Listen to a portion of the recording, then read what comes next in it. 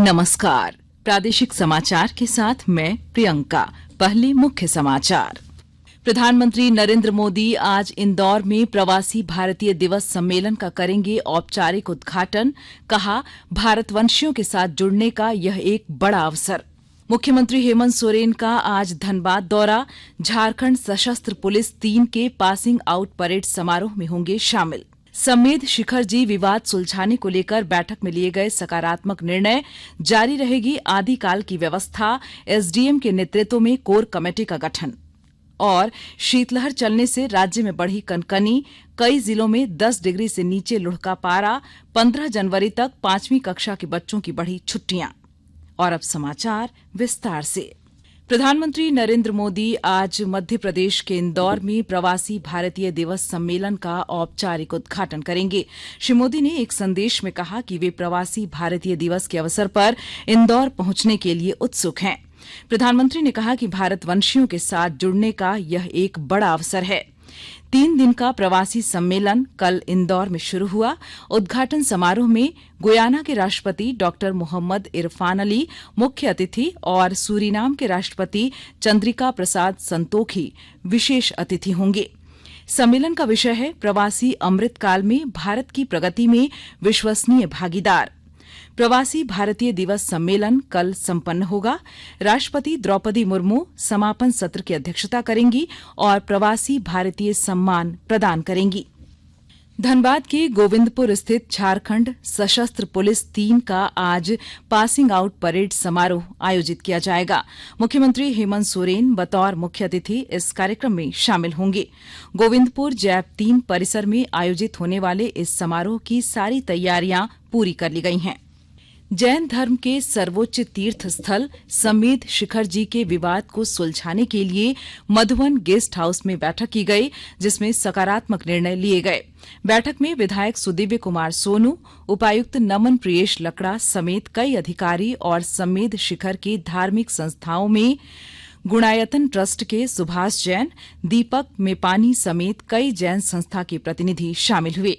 उपायुक्त नमन प्रियेश लकड़ा ने बताया कि समेध शिखर पार्श्वनाथ को लेकर अब कोई विवाद नहीं रह गया है। उन्होंने बताया कि डुमरी एसडीएम के नेतृत्व में एक कोर कमेटी का गठन किया जाएगा, जो पूरे मामले को देखेगा। इस कमेटी में श्वेतांबर और दिगंबर जैन समाज के प्रतिनिधियों के साथ समेध शिखर मधुबन के सामाजिक संस्था के प्रतिनिधि की भागीदारी होगी। अच्छी बात निकल कर आई कि किसी भी तरह की खटास या किसी भी तरह की विवाद लोगों में नहीं पाया गया। और जैसे कि आपको पूर्व में भी बताया गया कि यह स्वामित्व की लड़ाई बिल्कुल नहीं थी और इसमें कई वर्षों से जो निवासियों की, मूलवासियों की और यहाँ के जो स्थानीय जो भी निवासी हैं उनकी जो मरंग गुरु से संबंधित धार्मिक आस्था है और साथ ही जैन समुदाय की भी जो पारसनाथ समेत शिखर में जो धार्मिक आस्था है, पूर्व से जो इतने वर्षों में चली आ रही है जो भी व्यवस्था, वही व्यवस्था चले। यह आम एक राय बनी लोगों के बीच में। हम लोग एक अनुमंडल स्तर पे एक कोर कमेटी का या एक समन्वय समिति कह सकते हैं, उसका एक हम लोगों ने एक प्रारूप डिस्कस किया है। किसी भी तरह की कोई भी बिंदु है तो हम लोगों को ये पता रहे कि वो उचित मंच कौन सा है जिनसे कि हम लोगों को बात करना है और किसी भी तरह के चीजों पे विचार विमर्श करना है। बैठक के बाद विधायक सुदिव्य कुमार सोनू ने कहा कि समेध शिखर पार्श्वनाथ में जैन समाज का भी तीर्थस्थल है, तो आदिवासी समुदाय का मरांग बुरु तीर्थस्थल भी है। उन्होंने कहा कि बैठक में तय हुआ है कि जो व्यवस्था आदिकाल से चली आ रही है वह जारी रहेगी। उन्होंने दावा किया कि अब सब विवाद समाप्त हो गया है। आज हम लोगों ने इस बैठक में सर्वसम्मत एक निर्णय लिया है कि अनुमंडल पदाधिकारी की अध्यक्षता में स्थानीय स्तर पर एक कमेटी बनेगी, जिसमें दोनों ही समुदाय से लोग होंगे और जो सामाजिक संस्थान है उनकी भागीदारी भी सुनिश्चित की जाएगी। और आने वाले दिनों में किसी भी तरह का अगर कोई भी मामला आता है तो सबसे पहले उस कमेटी के संज्ञान में आएगा। तो हमें ये उम्मीद है कि वो कमेटी स्थानीय स्तर पर चीजों के समाधान में सक्षम होगी और मुख्य रूप से इस एक बात पर सैद्धांतिक सहमति दोनों ही पक्षों से बनी। आदिकाल से चली आ रही व्यवस्था ही यथारूप रहेगी, न उसमें कोई नई चीज जोड़ी जाएगी न नई चीज घटाई जाएगी। दोनों ही समुदाय के लोग, जैनियों के समेध शिखर की आस्था अपनी जगह बिल्कुल है और पारसनाथ में मरांग गुरु की आस्था भी अपनी जगह है और दोनों की ही आस्था का सम्मान होगा। झारखंड के शिक्षा मंत्री जगन्नाथ महतो ने कहा है कि सरकार नियोजन नीति को लेकर सुप्रीम कोर्ट जा सकती है। उन्होंने कहा कि नियोजन नीति नहीं लागू होने से सबसे बड़ा नुकसान शिक्षा विभाग को हुआ है। झारखंड के 35,000 स्कूलों में 50,000 शिक्षकों का पद खाली है। गिरिडीह जिले के डुमरी में कई सड़कों का शिलान्यास के बाद पत्रकारों से बातचीत करते हुए शिक्षा मंत्री ने कहा कि राज्य सरकार शिक्षा में गुणात्मक सुधार के लिए कई कदम उठा रही है। राज्य में जैक के अलावे अब सीबीएसई बोर्ड की भी पढ़ाई होगी। प्रदेश में 320 स्कूलों का निर्माण तेजी से चल रहा है। 80 स्कूल बनकर तैयार हो गए हैं, जहां अप्रैल से सीबीएसई बोर्ड की पढ़ाई शुरू हो जाएगी। आकाशवाणी के ताजा तरीन समाचारों के लिए आप हमारी वेबसाइट newsonair.com पर लॉग ऑन कर सकती हैं। ताजा समाचार Twitter handle @AIR news alerts और Facebook page All India Radio News पर भी उपलब्ध है। आप प्रादेशिक समाचार एकांश के ट्विटर हैंडल @AIR न्यूज_रांची और फेसबुक, इंस्टाग्राम पेज तथा YouTube channel AIR news Ranchi पर भी हमारे बुलेटिन सुन सकते हैं। प्रादेशिक समाचार आप आकाशवाणी रांची से सुन रहे हैं। नए साल में मुख्यमंत्री हेमंत सोरेन ने धनबाद को बड़ा तोहफा दिया है। मुख्यमंत्री ने गया पुल के समानांतर नए अंडरपास निर्माण को प्रशासनिक स्वीकृति दे दी है, जिससे वर्षों से सड़क जाम की समस्या से जूझ रहे लोगों को काफी हद तक राहत मिलेगी। नए साल में मुख्यमंत्री हेमंत सोरेन ने धनबाद को बड़ा तोहफा दिया है। मुख्यमंत्री ने गया पुल के समानांतर नए अंडरपास निर्माण को प्रशासनिक स्वीकृति दे दी है, जिससे वर्षों से जाम की समस्या से जूझ रहे धनबाद को काफी हद तक राहत मिलेगी। गया पुल शहर के 2 हिस्सों को जोड़ता है। अंडरपास के निर्माण से लोगों को आवाजाही में सहूलियत होगी। इसके साथ ही मुख्यमंत्री ने सिटी सेंटर से लेकर बरवा अड्डा तक 4 लेन सड़क की मरम्मत को भी प्रशासनिक स्वीकृति दी है।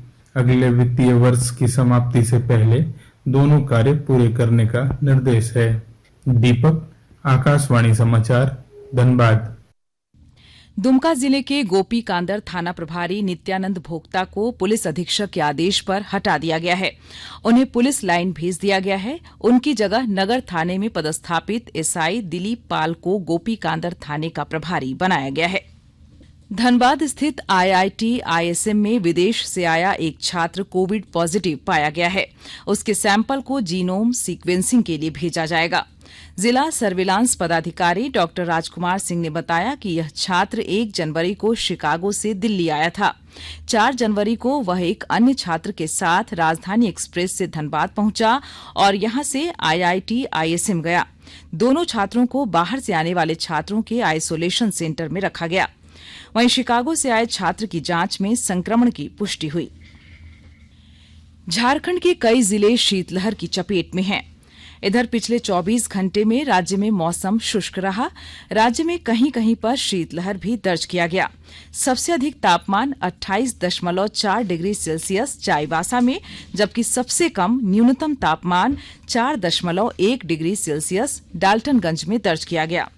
मौसम विभाग के पूर्वानुमान में 9 से 12 जनवरी तक सुबह में धुंध और बाद में आसमान मुख्यतः साफ रह सकते हैं एवं मौसम शुष्क रहेगा, जबकि 13 और 14 जनवरी को सुबह में कोहरा या धुंध और बाद में आसमान मुख्यतः साफ रह सकते हैं और मौसम शुष्क रहेगा। इधर राज्य में बढ़ी ठंड को देखते हुए केजी से 5वीं तक के बच्चों की छुट्टियां 15 जनवरी तक बढ़ा दी गई है। और आइए अब सुनते हैं अखबारों की सुर्खियां। जोशीमठ को लेकर पीएमओ की उच्च स्तरीय बैठक और शीतलहर की चपेट में झारखंड की खबर को राज्य से प्रकाशित होने वाले लगभग सभी अखबारों ने प्रमुखता से प्रकाशित किया है। हिंदुस्तान ने अपने पहले पन्ने की सुर्खियां बनाते हुए लिखा है, पारस में जैन आदिवासी आस्था के अनुसार करेंगे पूजा। मधुबन में त्रिपक्षीय बैठक में लिया गया निर्णय। प्रभात खबर ने लिखा है, ठंड का कहर जारी, 5वीं कक्षा तक के बच्चों की छुट्टियां 15 जनवरी तक बढ़ी। दैनिक भास्कर की सुर्खी है, जोशीमठ पीएमओ में उच्च स्तरीय बैठक, इमरजेंसी प्लान लागू। दैनिक जागरण ने लिखा है, झारखंड के बाल सुधार गृह लेंगे आवासीय विद्यालय का स्वरूप। अंग्रेजी अखबार द टाइम्स ऑफ इंडिया और हिंदुस्तान टाइम्स ने IIT ISM धनबाद में विदेशी छात्र के कोविड संक्रमित पाए जाने की खबर को प्रमुखता से जगह दी है। और अब अंत में मुख्य समाचार एक बार फिर। प्रधानमंत्री नरेंद्र मोदी आज इंदौर में प्रवासी भारतीय दिवस सम्मेलन का करेंगे औपचारिक उद्घाटन। कहा, भारतवंशियों के साथ जुड़ने का यह एक बड़ा अवसर। मुख्यमंत्री हेमंत सोरेन का आज धनबाद दौरा। झारखंड सशस्त्र पुलिस 3 के पासिंग आउट परेड समारोह में होंगे शामिल। समेत शिखरजी विवाद सुलझाने को लेकर बैठक में लिए गए सकारात्मक निर्णय। जारी रहेगी आदिकाल की व्यवस्था। एसडीएम के नेतृत्व में कोर कमेटी का गठन।